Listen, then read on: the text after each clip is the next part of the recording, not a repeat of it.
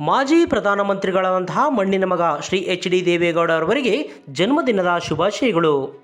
Shri H D ದೇವೇಗೌಡರವರ ಚರಿತ್ರೆ. H D ದೇವೇಗೌಡರವರು ಮಣ್ಣಿನ ಮಗ ಎಂದು ಪ್ರಖ್ಯಾತಿಯ ರಾಜಕಾರಣಿಯಾಗಿದ್ದಾರೆ. 18 ಮೇ 1993ರಲ್ಲಿ ಹರದನಹಳ್ಳಿ, ಹಾಸನ ಜಿಲ್ಲೆಯಲ್ಲಿ ಜನಿಸಿದರು. ಅವರ ತಂದೆ ದೊಡ್ಡೇಗೌಡ, ತಾಯಿ ದೇವಮ್ಮ. ಅವರ ಪೂರ್ಣ ಹೆಸರು ಹರದನಹಳ್ಳಿ ದೊಡ್ಡೇಗೌಡ ದೇವೇಗೌಡ ಎಂದು ಪ್ರಖ್ಯಾತಿಯಾಗಿದ್ದರು.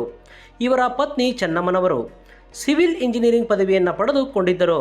1952ರಲ್ಲಿ ರಾಷ್ಟ್ರೀಯ ಕಾಂಗ್ರೆಸ್ ಸದಸ್ಯರಾಗಿ ಜೀವನವನ್ನು ಆರಂಭವನ್ನು ಮಾಡಿದರು. 1994ರಲ್ಲಿ 14ನೇ ಮುಖ್ಯಮಂತ್ರಿಯಾಗಿ ಕಾರ್ಯವನ್ನು ನಿರ್ವಹಿಸಿದರು.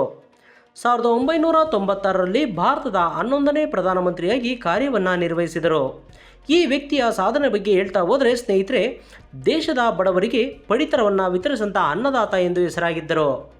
ಜನತಾ ದರ್ಶನದ ರೂವಾರಿಯಾಗಿ ಮತ್ತು ಭತ್ತದ ತಳಿಗಳಿಗೆ ದೇವೇಗೌಡ ಎಂದು ಹೆಸರಿಟ್ಟಂತಹ ಪಂಜಾಬ್ ರೈತರು.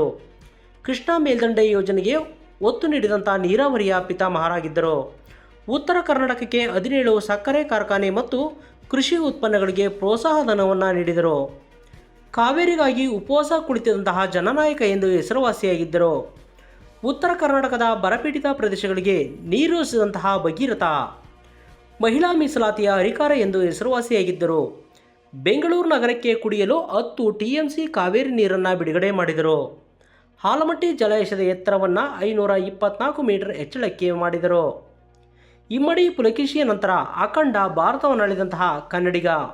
ಮಾಜಿ ಪ್ರಧಾನಮಂತ್ರಿಗಳಾದಂತಹ ಮಣ್ಣಿನ ಮಗ ಶ್ರೀ ಎಚ್ ಡಿ ದೇವೇಗೌಡರವರಿಗೆ ಜನ್ಮದಿನದ ಶುಭಾಶಯಗಳು ಮತ್ತು ಹೃತ್ಪೂರ್ವಕವಾದಂತಹ ವಂದನೆಗಳು.